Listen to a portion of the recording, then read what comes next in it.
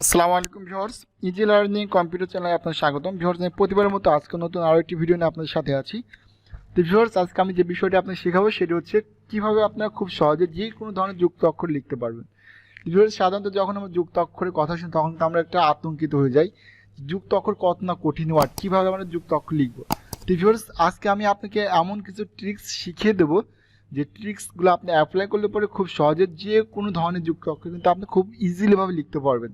তো ভিউয়ার্স, যুক্ত অক্ষর দেখেন, এখানে কিন্তু আমাদের ক যুক্ত দন্তেস্ব দেওয়ার পরে এই অক্ষরটা আসছে। তো ভিউয়ার্স, ক আছে কোথায়? জের উপরে, প্লাস জি প্লাস এন। অর্থাৎ ভিউয়ার্স, আমাদের কিন্তু এই যে মাঝে মাঝে প্লাস ইউজ করা আছে, প্লাসগুলো কিন্তু আমরা দিব না। মানে এখানে বোঝাচ্ছে যে আপনি জের পরে জি দিবেন, তারপরে এন দিবেন। তো ভিউয়ার্স, আপনি কিন্তু চাইলে পরে এইটার একটি স্ক্রিনশট নিয়ে রেখে আপনি এগুলো কিন্তু মুখস্থ করতে পারবেন। তো সচরাচর যে যুক্ত অক্ষরগুলো আমরা ব্যবহার করে থাকি সেগুলো কিন্তু এখানে দেয়া আছে, তাহলে আপনি একটি স্ক্রিনশট নিয়ে এই বিষয়গুলো কিন্তু ভিউয়ার্স আপনি মুখস্থ করতে পারবেন। তো ভিউয়ার্স, সাপোজ আমি হচ্ছে এখানে আসলাম। তো ভিউয়ার্স, আমি কিবোর্ডটা বাংলা করিনি আগে। তো ভিউয়ার্স, এখন আমি এখানে আপনাকে কিছু যুক্ত অক্ষর লিখে দেখাবো কীভাবে লিখবেন। তো মনে করেন যে ভিউয়ার্স, আপনি কয় ক লিখবেন। তো কয় ক লিখতে গেলে প্রথমত আপনি ক দিতে হবে।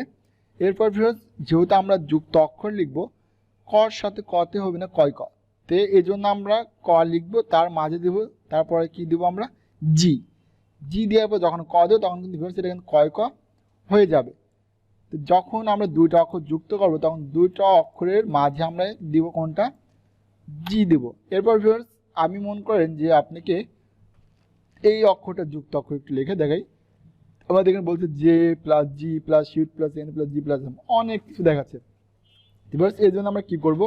জাস্ট আমরা প্রথমত কিবোর্ড থেকে ক দিব, তারপরে আমরা কিবোর্ড থেকে জি দিব, তারপর আমরা কিবোর্ড থেকে প্যাটার্ন মূর্ধন্য দিব, এরপর আমরা আবার জি দিব, তারপর আমরা মো দিব। তাহলে ভিউয়ার্স, দেখতে পাচ্ছেন আমাদের কিন্তু এই অক্ষরটা কিন্তু টাইপ করা হয়ে গেছে। তো ভিউয়ার্স, আপনি আর যত বড় যুক্ত অক্ষরে আসুক না কেন, আপনি যদি এই নিয়মটা ফলো করেন তাহলে কিন্তু কোনো সমস্যা আপনার থাকবে না। তো ভিউয়ার্স, যখন আপনি যুক্ত অক্ষর লিখবেন তখন প্রথমত আপনাকে একটা বিষয় মাথায় রাখতে হবে, সেটি হচ্ছে কোন কোন অক্ষরের সমন্বয়ে এই যুক্ত অক্ষরটা তৈরি হয়েছে। তো যদি আপনি এই অক্ষরটাকে ভাঙতে পারেন তখন না আপনি ইজিভাবে লিখতে পারবেন। তো ভিউয়ার্স, ধরুন যে আমি লিখবো কোনটা? আমি লিখবো হচ্ছে কৃষ্ণ একটা ওয়ার্ড, তাহলে প্রথমে কয়রিকার দেওয়ার পরে এখন ভিউয়ার্স, এই যে এখানে যে কৃষ্ণ ওয়ার্ডটা আসছে এই ওয়ার্ডের সাথে কোন কোন অক্ষর সংযুক্ত করা আছে যদি আমি এইটা যদি না জানি তাহলে কিন্তু আমি কিন্তু যুক্ত অক্ষরটা কিন্তু লিখতে পারবো না। তো ভিউয়ার্স, আমি দেখতেছি এইটা লিখতে হলে আমাকে প্যাট্রা মূর্ধন্য স যুক্ত এন মূর্ধন্য করতে হবে। এই জন্য আমি কিবোর্ড থেকে প্যাট্রা মূর্ধন্য স দিব, প্যাট্রা মূর্ধন্য স দেওয়ার পরে আমি কিবোর্ড থেকে জি দিব, তারপর জাস্ট আমি মূর্ধন্য দিই। তাহলে ভিউয়ার্স, দেখতে পাচ্ছেন এখানে কিন্তু আমার ওয়ার্ড যুক্ত অক্ষরটা কিন্তু তৈরি হয়ে গেছে। তো ভিউয়ার্স, এইরকমভাবে যে কোনো ধরনের যুক্ত অক্ষর কিন্তু আপনি লিখতে পারবেন। যুক্ত অক্ষর লেখার মূল বিষয়টা হচ্ছে দুইটা অক্ষরের মধ্যবর্তী আপনাকে জি প্রেস করতে হবে, আর এর মধ্যে কিন্তু আপনি কোনো প্লাস চিহ্ন ইউজ করতে পারবেন না।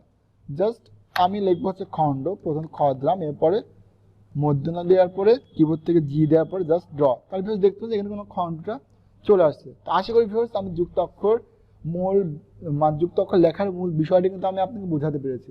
তো যদি ভিউয়ার্স আপনি বিষয়টি বুঝতে থাকেন তাহলে তো ভালো, আর না বুঝলে অবশ্যই ভিডিওটি বারবার দেখবেন, অবশ্যই আপনি বুঝতে পারবেন। তো ভিউয়ার্স, আশা করি যে আপনি বিষয়টি বুঝছেন। তো বিষয়টি যদি আপনি বুঝে থাকেন এবং ভিডিওটি যদি আপনার ভালো লেগে থাকে অবশ্যই চ্যানেলটি সাবস্ক্রাইব করে রাখবেন, নতুন নতুন ভিডিও পেতে চাইলে পরে আর অবশ্যই একটি লাইক করবেন। তো ভিউয়ার্স, আজ এই পর্যন্তই, সবাই ভালো থাকবেন, সুস্থ থাকবেন।